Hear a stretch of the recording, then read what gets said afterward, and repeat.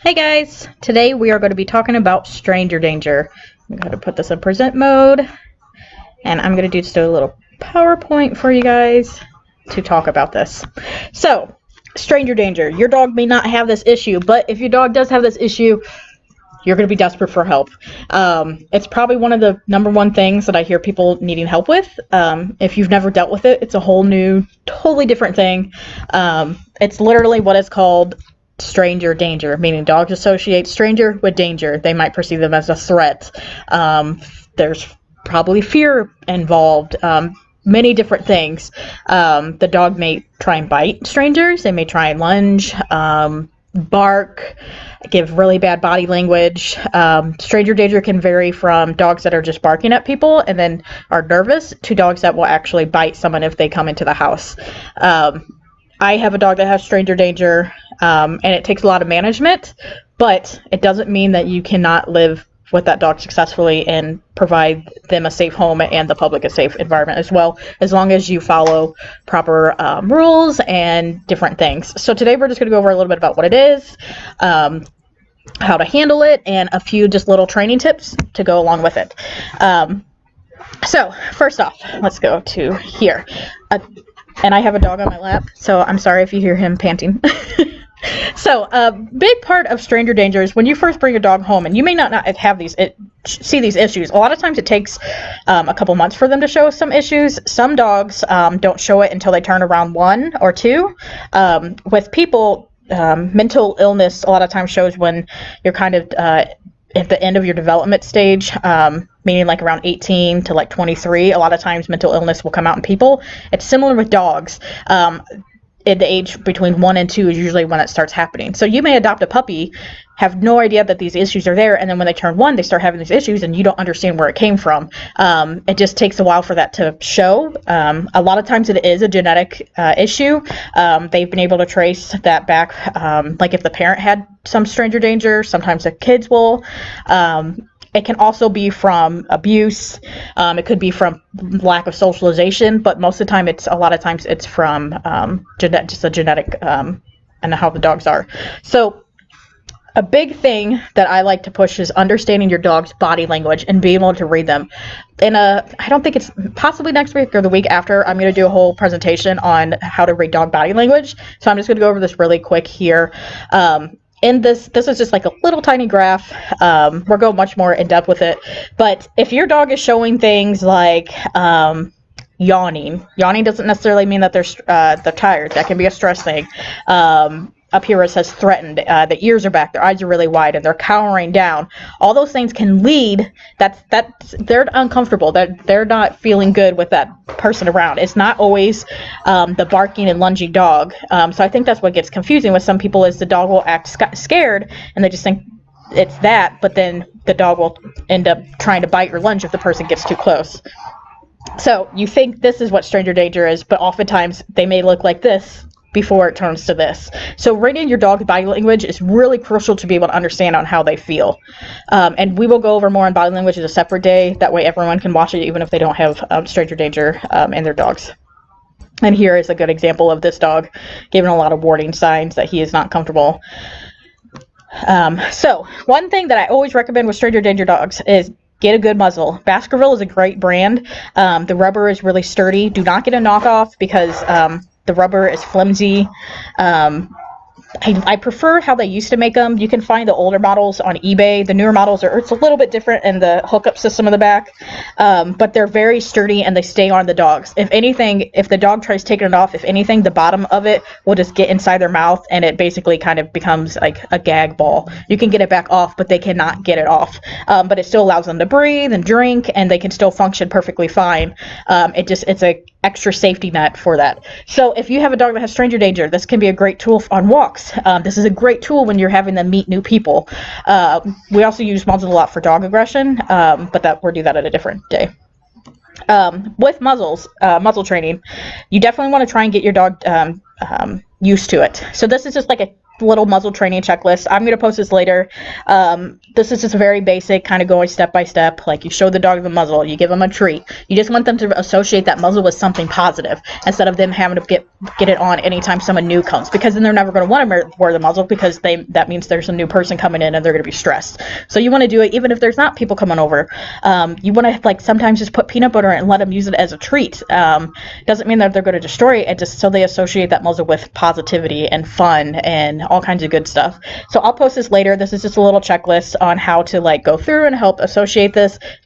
I wouldn't suggest doing this all in one day. Take your time, do this over multiple days, weeks. If the dog looks uncomfortable, do not go into the next step. Make sure you just do each step at their own pace, so you really get them used to it. They do not have to be fully trained on that muzzle for them to wear it. At the shelter, we would love to be able to do that. We just can't. We don't have the time frame. But if you're able to have that time to put into it, I highly, highly suggest it. Muzzles are such a great tool. I can't say enough good about it. Even if you want to, like for some of our muzzles, we paint them with non-toxic paint just so they look cute, just so people don't just automatically think they're a horrible thing. And like you're hurting the dog. They're not. They're a great training tool. So yes, I'm 100% pro muzzle. Another good thing that you could get for on walks is get us something that, like, collar says do not pet, or a vest or something like that. So many times when people see dogs walking, they think, oh, I want to go pet you, you're going to be friendly, and they don't know that that dog may have stranger danger, and that person going to go touch them, and then they could get bit, and then that could be you getting sued or just all kinds of other things. So having just, like, extra, like, barriers for people to know to not come up. A lot of it's going to have to be with you and telling the person and being stern, like, do not come close. But if you have that muzzle on it as well, then the liability just is, like, not there. So yes, okay, I'm going to keep going. So, one thing I want to talk about is how to introduce them to new people. So this is just a really crappy image I found. It still has the stock names on it, but whatever. So a good little step tool is to have the owner, which would be you, walking the dog up front, and have the new person they're meeting walking behind.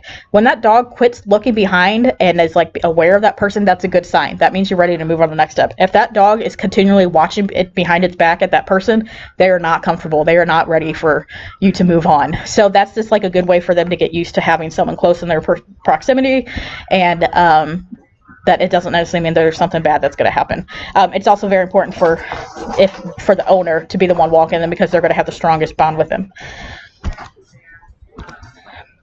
Okay, so I'm going to show you just a couple videos on teaching touch. So this is kind of like, I would say, the next step on having to meet new people. And I do want to say, what's really important with meeting new people and putting your dogs in this situation, you always have to understand and assess the risk versus the reward. So let's say you're going to have someone come over one time and the dog will never meet him again. Is it necessarily worth risking something to happen for just one time, that person to meet that dog one time?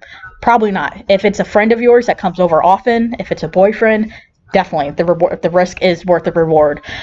So always kind of keep that in mind when you're putting these dogs in these situations. Having a good friend or a good spouse or whatever it is, someone that you trust to help teach these dogs these things as well is extremely helpful as well, as long as they're willing to, like, kind of be kind of the guinea pig, I guess. But you're doing it all in a safe environment. So I'm going to show just a little video of what touch is with my dog Chapo. So I'm just going to have him go in a little sit. I'm going to stick my fingers out and tell him touch. And he just touches it with his nose. And then he gets a treat. So it's just kind of help him get used to, like, that physical touch with that person, and that person is not going to hurt him in doing so. So I'm just waiting for him to do touch again. He's being stubborn. That was probably... So yeah, you just put your hands out, you say touch, he has to touch it with his mouth, and then you reward him. So now I'm just going to be teaching, did I put the wrong video?